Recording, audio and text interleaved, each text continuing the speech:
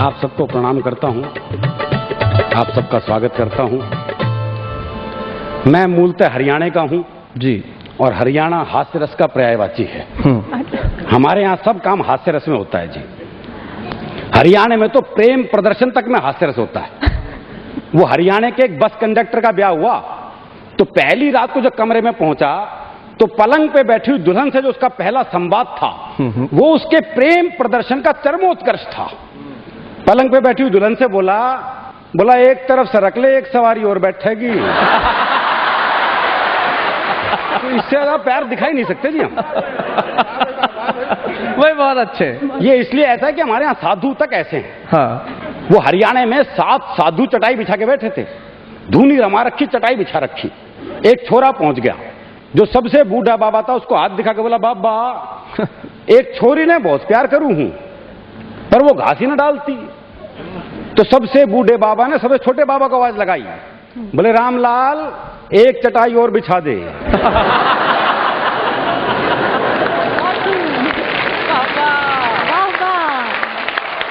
तो हमारे यहाँ तो बाबा भी सारे चटाई वाले हैं जी। और जब प्रेम चरम पर पहुंचता है तो और हास्य की स्थिति पैदा होती है जी। वो हरियाणा के एक गांव में एक बाबा जी आए हुए थे, तो एक पति पत्नी के को औलाद नहीं थी। तो बाबा जी बोले मैं बद्रीनाथ जाऊंगा, तुम्हारे नाम का दिया जलाऊंगा, भगवान ने चाही तो औलाद हो जाएगी। 12 साल बाद बाबा उसी गांव में वापस आया तो देखा वो महिला 11 बच्चों से घिरी हुई है। अच्छा। बोले तुम्हारे हैं? बोले हाँ जी। बोले इसका मतलब मेरा दिया जलाना सफल रहा, भगवान ने मेरी सुन ली। बोले इन बच्चों का बाप नजर नहीं आ रहा। बोले जी वो बद्रीनाथ गया है। अच्छा। बोले क्या करने? बोले दिया बुझाने।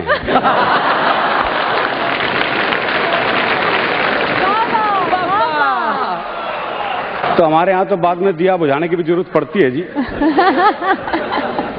बहुत मस्त प्रदेश है जी। भ्रष्टाचार भी हास्य रस में होता है। वो एक पुलिस वाले ने नई कार वाले को पकड़ लिया। अच्छा। देखा भाई सब चीजें ठीक ठाक हैं। बोला चल लाइसेंस निकाल। उसने लाइसेंस दिखाया, वो भी ठीक। बोला अच्छा गाड़ी के कागजात दिखा।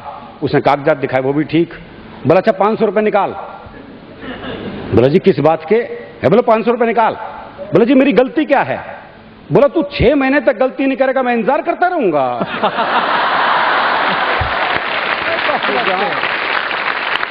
जहां भ्रष्टाचार भी हास्य रस में हो तो वहां आप कल्पना कर ही सकते हैं जी। एक छोटी सी कविता सुनाता हूं। सुना।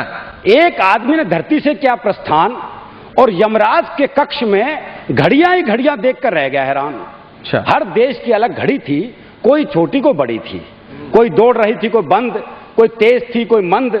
उनकी अलग अलग रफ्तार देखकर आदमी चकराया। कारण पूछा तो यमराज ने बताया हर घड़ी की उसी हिसाब से रफ्तार जिस हिसाब से हो रहा है उस देश में भ्रष्टाचार। आदमी ने चारों तरफ नजर दौड़ाई लेकिन भारत की घड़ी कहीं भी नजर नहीं आई। आदमी मुस्कुराया, यमराज के पास गया और उसे कान में फुसफुसाया। बोला भारत वाले भ्रष्टाचार यहां भी ले आए? भारत वाले भ्रष्टाचार यहां भी ले आए? हाँ। सच सच बताओ भारत की घड़ी ना रखने कितने पैसे खाए? बहुत अच्छे। सच सच बताओ भारत की घड़ी ना रखने कितने पैसे खाए? यमराज बोले बेटे तेरे शक की सुई तो बिना बात उछल रही है। यमराज बोले बेटे तेरे शक की सुई तो बिना बात उछल रही है। मेरे बेडरूम में जाके देख, पंखे की जगह भारत की घड़ी चल रही है। भाई क्या बात है, बहुत अच्छे। तो हमारे यहाँ तो हिसाब किताब ऊपर तक पहुंचा हुआ है जी। और हरियाणा में बता रहा था सब संबंध हास्य रस में ही है हमारे यहाँ तो। किराएदार मकान मालिक तक के संबंधों में हास्य रस है। अच्छा। वो एक किराएदार पहुंच गया मकान मालिक के पास, बोले कैसा कमरा किराए पे दिया है? वहां तो चूहे डांस कर रहे हैं। और बोले तू के चावे 500 रुपए माधुरी दीक्षिता का नाचेगी।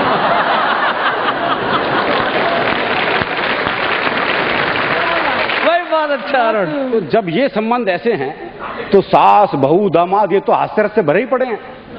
वो एक बहू जो है अपने मायके गई तो मां ने पूछा, बोले बेटी दामादो खाने में क्या पसंद है? बोले जी बथुआ बहुत पसंद है। बथुआ बहुत बढ़िया। अब जब दामाद बहू को लेने आया तो बथुए का साग, बथुए की भूजी, बथुए का रायता, बथुए की रोटी, बथुए का पराठा और तो और सलाद में ही बथुआ। अगला 2 मिनट तो थाली देखता रहा।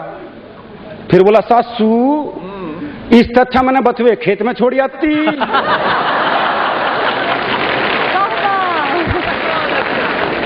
दामाद पहुंचा ससुराल पत्नी को लेने, तो सास का जी नहीं करता भेजने का, तो उसने कहा अगले हफ्ते आइए। हाँ। वो अगले हफ्ते आया। सास बोली बे जी नहीं भरा, अगले हफ्ते आइए।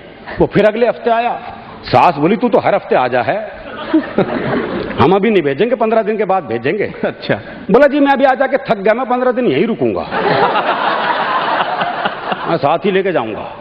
वो सास घबरा गई, बोले दामाद रुकेगा तो खातिरदारी करनी पड़ेगी। बोले जी आप रुको तो लोग क्या कहेंगे? बोले क्यों? थारी छोरी हमारे यहाँ 6 महीने रुकी, लोगों ने क्या कही? लोगों ने क्या कही? बहुत अच्छे। वाह। बोले जी वो तो आपके यहाँ ब्याही गई है। तो बोले मैं क्या यहाँ फूका गया हूँ? वो एक और दामाद पहुंचा जी ससुराल पत्नी को लेने, तो सास का जी नहीं करता भेजने का, तो उसने बाकी बच्चों से कहा बोले अपने जीजा को समझाओ, और अगर नहीं माने ना तो यूं कह दे रहा हमारी माता जी की देवी आ जाती है। देवी। और जब देवी आ जाती है उन बात मनवा के छोड़ती है। बालक पहुंच गए, बोले जी आज अभी नहीं भेजेंगे। बोले नहीं लेके जाऊंगा। बोला ऐसा हमारी माता जी की देवी आ जाती है, और जब देवी आ जाती है अपनी बात मनवा के छोड़ती है। अच्छा। बोला देवी आ जाए देवा आ जाए, मैं तो लेके जाऊंगा। थोड़ी देर बाद सास जो वो बाल बाल बिखेर के आ गई। बोले देवी आ गई ना भेजूं, देवी आ गई ना भेजूं, देवी आ गई ना भेजूं। दामाद थोड़ी देर तो ड्रामा देखता रहा, फिर बोला भैरव आ गया लेके जागा।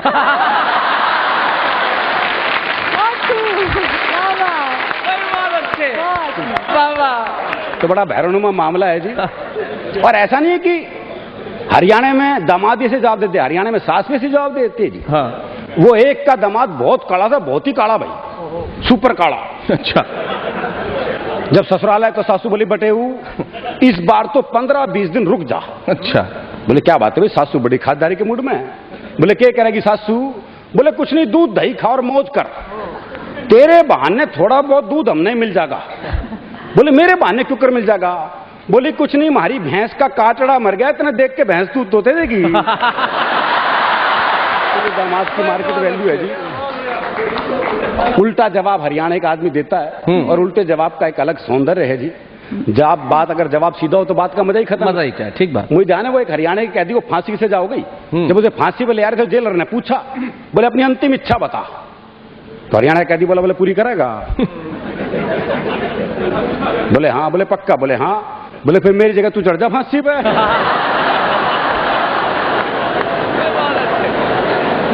जो उल्टे जवाब का सौंदर्य है, इस पर एक आपको शुद्ध हास्यरस की कविता सुनाता हूं जी। पुलिस को रंगरूटों का दस्ता चाहिए था नया, पुलिस को रंगरूटों का दस्ता चाहिए था नया, हरियाणा का राधे श्याम भी इंटरव्यू देने गया। इंटरव्यू में पूछा गया सिर्फ एक सवाल, और राधे ने बना दिया सवाल का बवाल। सवाल था आप सेब खरीदने जाओगे तो 50 रुपए किलो के हिसाब से 100 ग्राम सेब के कितने पैसे देकर आओगे? यह आसान सा सवाल था जी, लेकिन इस आसान से सवाल को हरियाणा का आदमी कैसे बवाल बना सकता है, बस यही इस कविता का सौंदर्य है।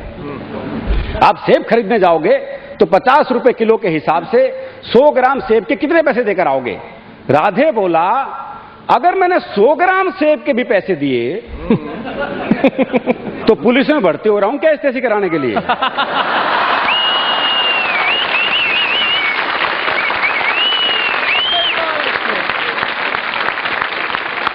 साहब को जवाब में मजा आया। अच्छा। उन्होंने सवाल को आगे बढ़ाया। अच्छा मैं खरीदने जाऊं तो मुझे कितने के मिलेंगे? राधे बोला आवाज करो, पूरी पेटी आपके घर भिजवा देंगे। अच्छा तुम्हारी पत्नी तो पुलिस में नहीं है ना, वो जाएगी तो 100 ग्राम सेब के कितने पैसे देकर आएगी? राधे बोला साहब मैं अपनी पत्नी को आपसे ज्यादा जानता हूं,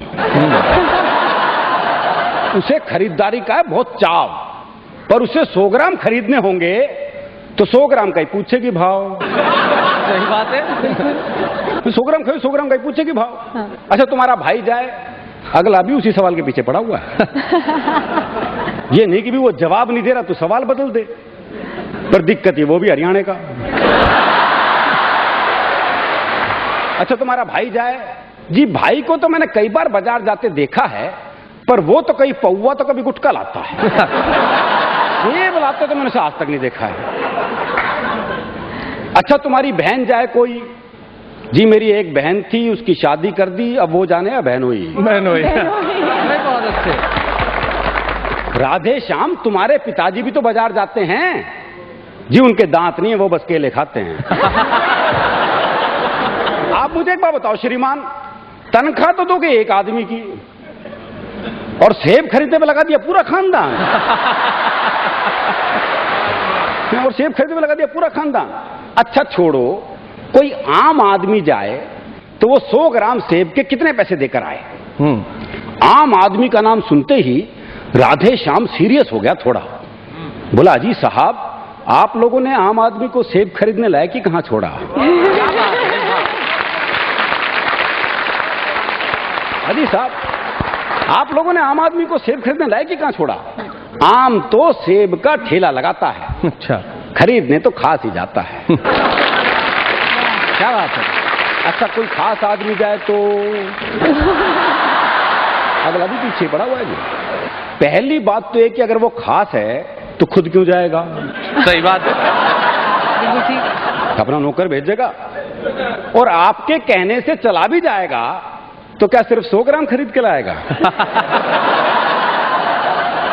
चलो आपकी अंतिम इच्छा पूरी करने के लिए 100 ग्राम खरीद भी लाए, तो इसका ही सब मुझसे क्यों लेते हैं?